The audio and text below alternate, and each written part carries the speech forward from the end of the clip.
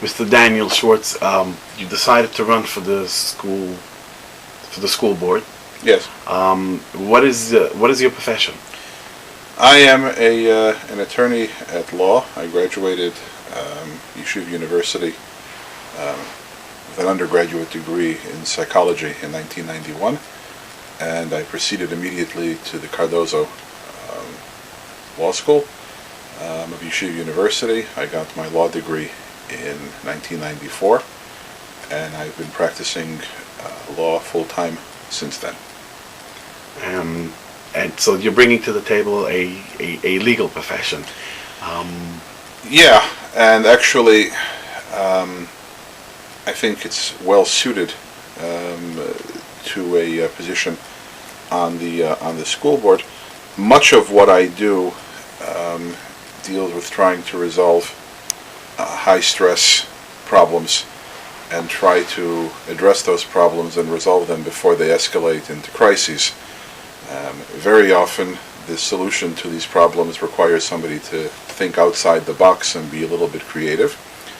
I've had success at times doing that. And I'm a firm believer that a negotiated compromise is always better than a hard-fought victory after a war. Even if you might not get everything in the compromise that you may have gotten after the fight, you're better off compromising than fighting wars and winning all the time. And this is something which I've done in my profession, and it's something which I believe in as a rule of life. You live here in Rockland County in the East Ramapo district for how many years? I and my family moved here in July of 2004. How many kids do you have? We have 3 children. We have a son. We have a son, Alex. He's 10 years old. I have a daughter, Talia. She's 8 years old, and I have a son, Ethan Gershon, who will be 4 years old in a couple of weeks. And any of them attend the public school? No, my children do not attend the public school. My 2 older children attend the Hebrew Academy in New City, and my youngest will be starting their pre-kindergarten program in the fall. Do you feel that your children not attending public school has any impact on decisions or feelings that you have in reference to, big decisions that you're going to be making? Does it impact them negatively or positively? No, I love all children. I love and am concerned for all children, my own, everybody else's.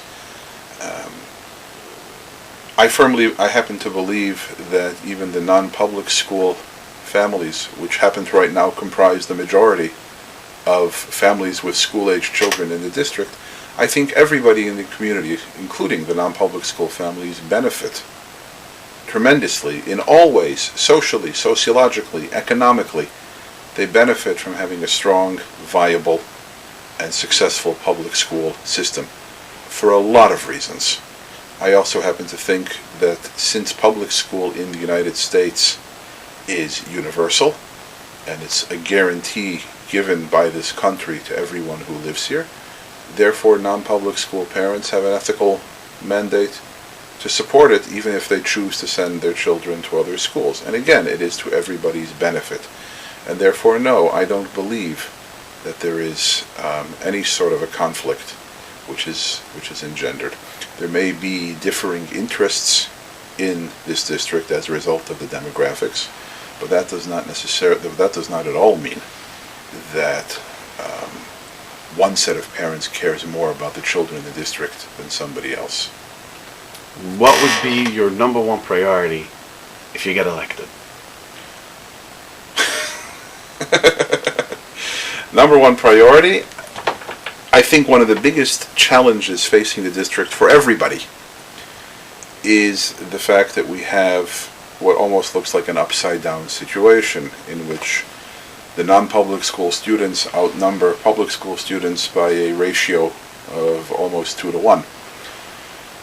And the differing interests which get created by that, as well as the possibility for the acrimony which has been engendered by that, is a tremendous challenge to the success of the district.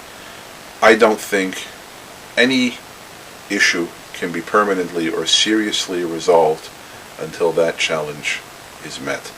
And therefore I think the first thing that has to happen is a lot of bridge building. And I think it's the responsibility of everybody concerned. Everybody can do better. Everybody has to do away with whatever preconceived notions they have of the other community, and people have to sit down to a table and hash out the issues and work it out. It might not be a pleasant experience to go through that, and it might take time, but it absolutely has to happen. You cannot move forward in an atmosphere of ever-abiding distrust and ever-abiding competitiveness,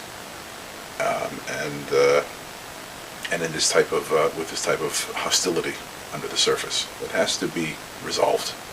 That has to be everybody's number one priority. And you feel that your profession gives you the opportunity over here where you can do that, where you can bridge the gap? Look, I can't make any promises. I only know that I'm committed to trying to make that happen. Of course, you have to have somebody on the other side of the table to talk to.